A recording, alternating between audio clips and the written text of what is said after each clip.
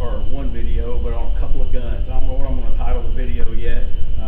Heck, I might call it Battle of the Polymer 80s or something. Both of these guns are Polymer 80s. This one I know you've seen before. I've done a video on this one. Been a few months, 3 or 4 months maybe ago. This is my Glock 34 Polymer 80 build. This is the one that I have the KKM port on the end, or compensator on the end, KKM barrel, and this is the serialized Polymer 80 frame. There's a difference between the serialized and the non-serialized. The serialized comes ready to go out of the box. All you do is put it together. There's no work on the serialized one. I'm going to hold this up there so you can see it a little better. But this is a pretty sweet gun. Shoots really good. It's very accurate. That KKM barrel drives tacks. As long as I do my part, it does its part. This one, I've got a Johnny Glock's trigger in it. Sweet trigger. If you are on the fence or thinking about trying out a Johnny Glock's trigger, buy it. It's worth every penny. These things are amazing. This one has some engraving on the side. I don't know if you can see it or not. It's got the ports, or the lightning cuts cut in top. It's got a little bit scalloped out on the sides here. It's got front and rear cock serrations, and I've got a set of Ameriglow Hackathorn style sights on it. They're not real Hackathorns. I've also stippled this one, stippled this grip, but all that light colored stuff is skin from my hand. That tells you how aggressive that stippling is. One thing I found with both of the Polymer 80s, I do not like the Lone Wolf parts kits.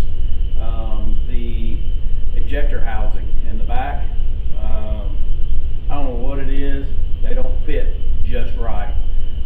So if you're going to do it, all the other parts from the Lone Wolf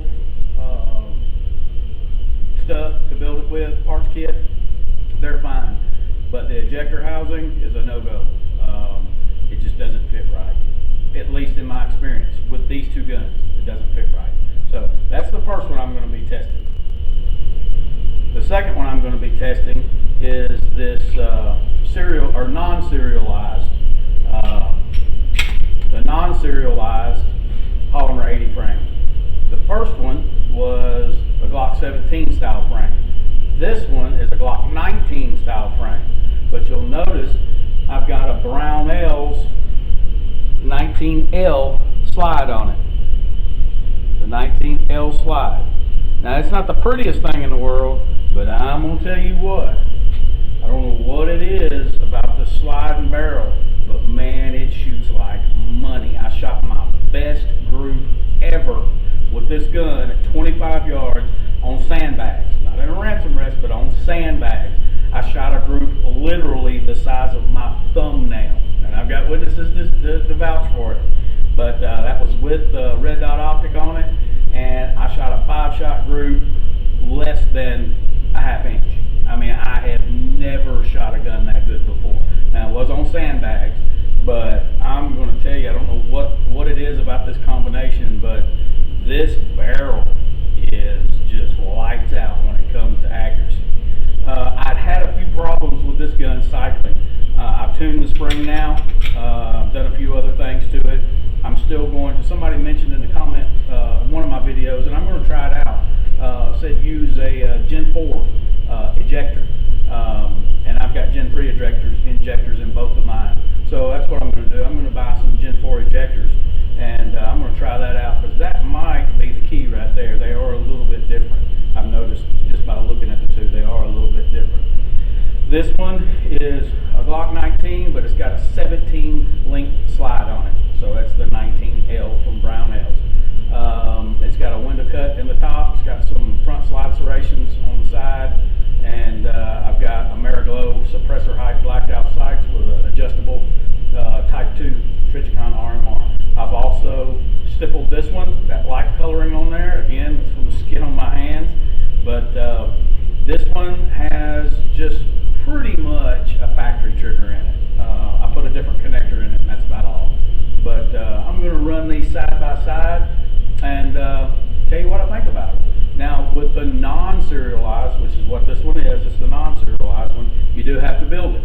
So there could be some user error there as far as not milling things out properly. But I finally got this one tuned out to where after about 500 rounds, it runs pretty reliably now. Actually, it's been running very reliably. So I'm going to go to some shooting footage here, and we'll do some drills and see how these things perform. Then I'll give you a final thoughts on them. All right, first drill I'm going to do is a 5x5 drill. 5 rounds, 5 yards, and 5 seconds. What I'm going to do is I'm going to shoot 4 different circles, and I'm going to do mag changes in between. What I want is to be able to do them in under 20 seconds. So I want to be able to get 5, 10, 15, 20 rounds off with mag changes in between each 5 rounds in under 20 seconds. Let's see how it goes.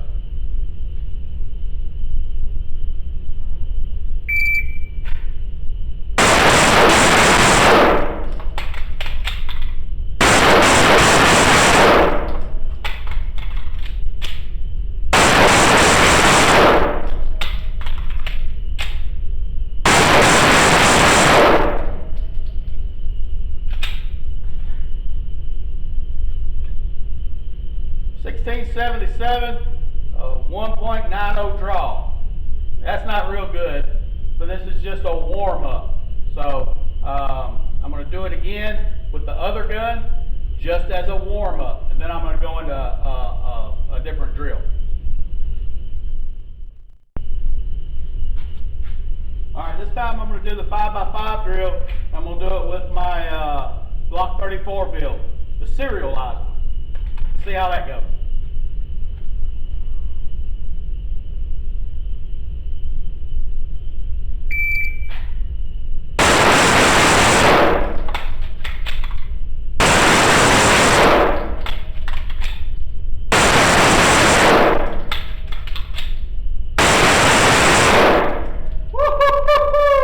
Much better. 13.16.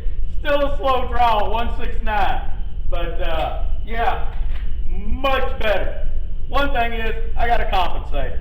It makes the gun recoil softer. Another thing is, I got a really good trigger in it. Another thing is, I'm using iron sights and not a dot. That dot slows me down. If I don't shoot dots constantly, the dot slows me down. Now I can get to where I'm almost as fast out of the holster with a dot, but I have to shoot it a lot to get that muscle memory back. But this one, whoo, it's money, boy, I'm telling you. On this one, I'm going to be doing my Bare Solutions drill. I'll be doing it with my Glock 34 Polymer 80 build. All right, 5 on the left, 5 on the right, reload, 3 in the middle. Let's see how fast we can get this done. Try to do it under 6 seconds. Like to get it down in the 5.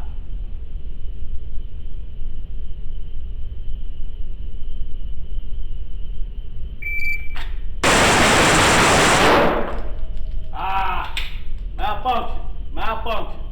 So, would have had a good time. Yeah, it was a sub 1 second draw. Would have had a good time. It was a malfunction. That's why I'm going to change that ejector out. Let's load up and see if I can get a clean run with it. It's the first one of the day, by the way. Alright, Bare Solutions drill. Glock 34 serialized Polymer 80.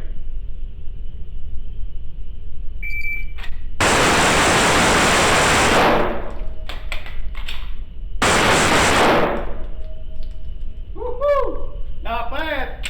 Sub 1 second draw. The 5.92. It's a smooth running gun, I'm going to tell you. Do that one more time. Alright. Glock 19L. This is the non-serialized Polymer 80. See how it runs on the Bare Solutions drill.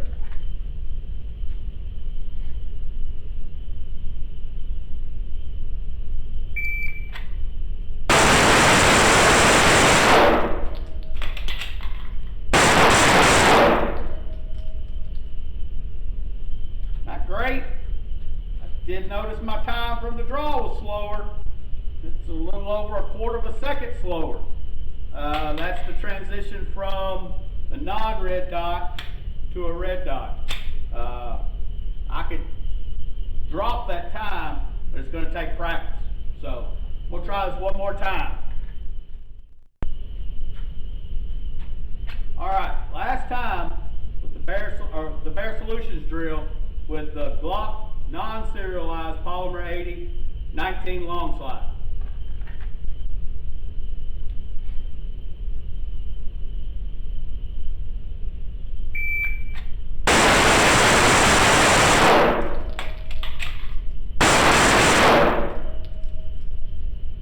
Not bad. Got my draw down to a 1.10, and my total time is a 5.84, which is actually not too bad. So, little practice, I can get that time with the red dot under a second from a draw. But let's move on to something else. All right, what I'm going to do is I'm going to fire one magazine, makes 15 rounds, as fast as I can, and like a bullseye. All right. Then I'm going to fire another mag as fast as I can. I'm going to try to do it in slow motion. So this one is the Glock 19 L Polymer 80 non-serialized.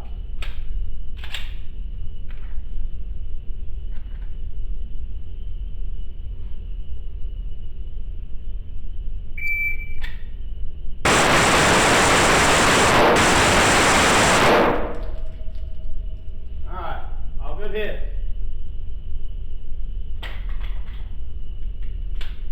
Now let's see if I can get it in slow motion.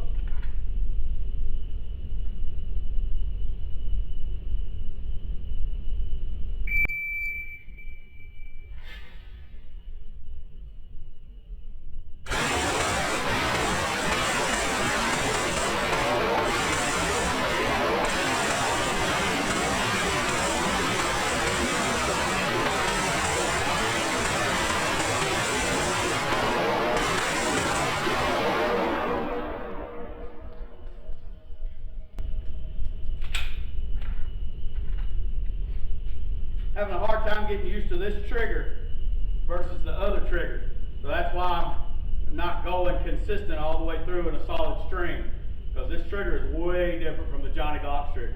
So let's try the Glock 34, see how that goes.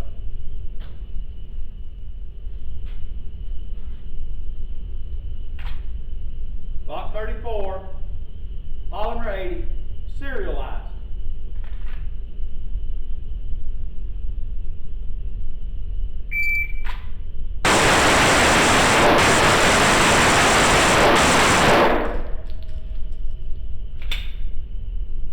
That was fun.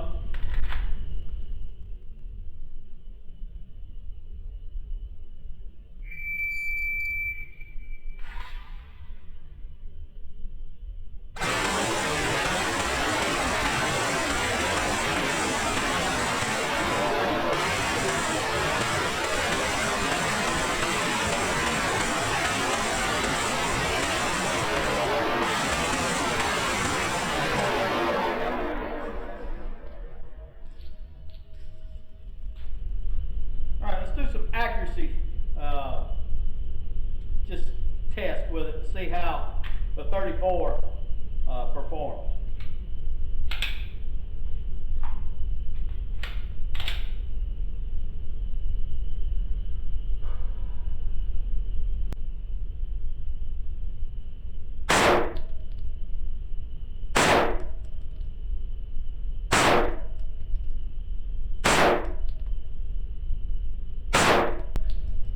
Done. I will not shoot any more out of this gun today, and I want to show you why.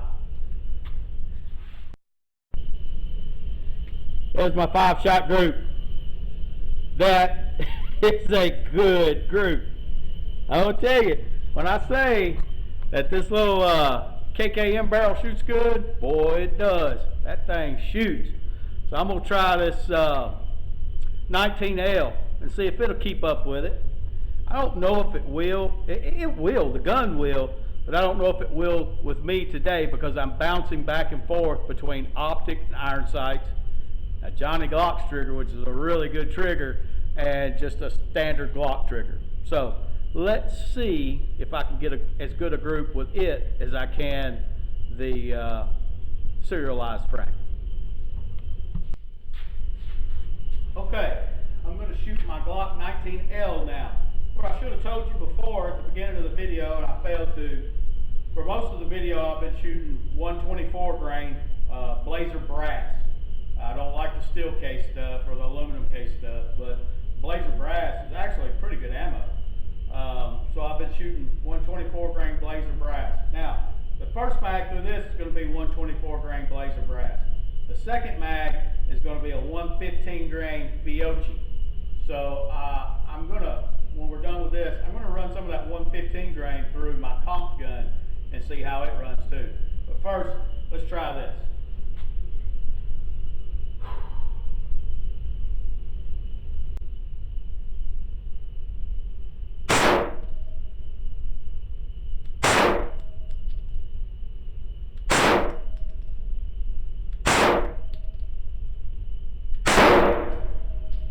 Not bad, actually. I threw one a little low, but other than that, it's pretty good. So let's try this 115 grain, see how it does.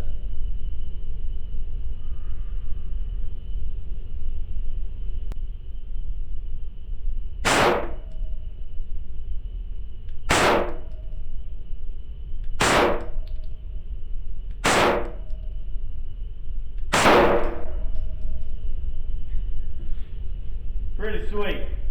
We'll go down here and look at it. I'm surprised. Alright, there's the first 5 with the 124 grain. That's me kind of warming up to the trigger. I threw that one low, and those right there, about an inch. Now we move over to this one. That's actually a really good group, especially since I'm going from a fantastic trigger and a Johnny Glock's trigger to this stock Glock trigger and over to a red dot. So that's actually a pretty good group with the 115 grain. Alright, again, 115 grain Fiocchi. I threw my cop gun to see how it works, or if it'll work.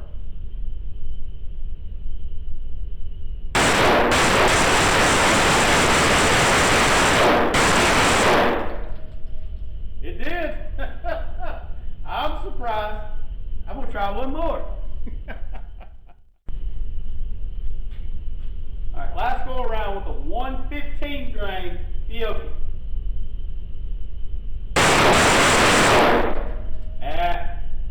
Not really feeling it.